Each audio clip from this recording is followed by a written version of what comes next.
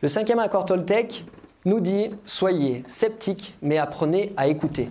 Apprenez à retrouver dans votre vie le pouvoir du doute. Il y a beaucoup de choses auxquelles nous croyons. Nous avons donné notre croyance, nous avons donné notre foi à certaines informations sans utiliser le discernement, sans utiliser le pouvoir du doute. Est-ce que c'est vraiment vrai ? Et il y a beaucoup de choses dans notre rêve, d'informations qui constituent notre rêve, qui sont des croyances erronées, qui sont des croyances qui aujourd'hui nous limitent, qui sont des accords, des informations qui pourraient être vues avec un nouvel œil. Si aujourd'hui on devait rebalayer l'ensemble des informations dans notre livre de la loi, il y en a sûrement certaines où on pourrait se dire « Ah ben non, ça ne me sert plus, ça n'est plus adéquat, ça n'est plus forcément vrai. » D'accord ? Soyez sceptiques, c'est apprenez à remettre en question votre propre rêve. Miguel l'explique en trois phrases très simples. Ne me croyez pas, ne vous croyez pas et ne croyez personne d'autre. Voilà, bonne soirée. Ne me croyez pas. Ce que je vous partage ici, c'est mon propre rêve, c'est les informations auxquelles j'ai donné mon accord. Rien ne dit que c'est vrai. Donc ne me croyez pas, vous pouvez simplement écouter, vous pouvez être sceptique, vous pouvez vous dire mais est-ce que ça marche vraiment comme ça? Est-ce que c'est vraiment vrai? Si je crois à des mensonges, ne tombez pas dans le même piège que moi, ne vous laissez pas embarquer. Ne vous croyez pas.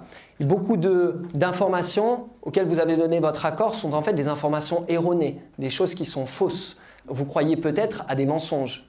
Apprenez simplement à remettre en question ce que vous croyez. C'est simplement faire preuve d'ouverture d'esprit. D'accord ?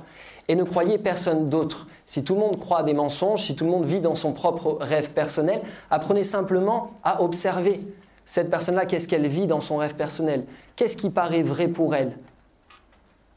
Et j'apprends simplement à sortir de mon cocon, à être sceptique, et à observer, à écouter, à me relier avec, entre guillemets, la réalité, celle qui est au-delà de l'histoire que je me raconte. Ce qui est intéressant, c'est que seuls les mensonges ont besoin d'être crus pour exister. C'est-à-dire que si je crois à des mensonges, ils existent simplement parce que j'y crois. Si je n'y crois plus, si c'est une information erronée, elle n'a plus d'existence.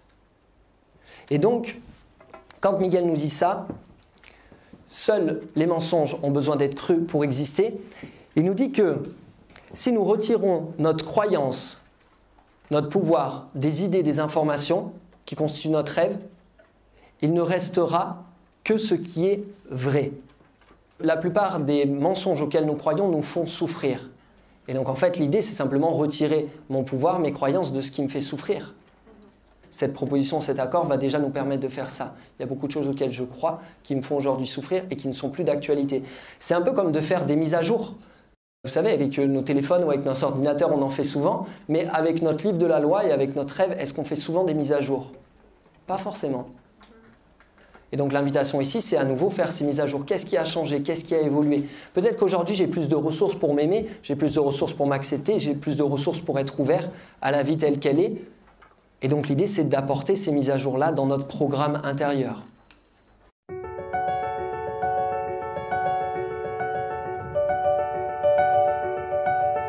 Il y a une métaphore que j'aime beaucoup chez les Toltecs, c'est celle de se considérer comme des artistes de l'esprit.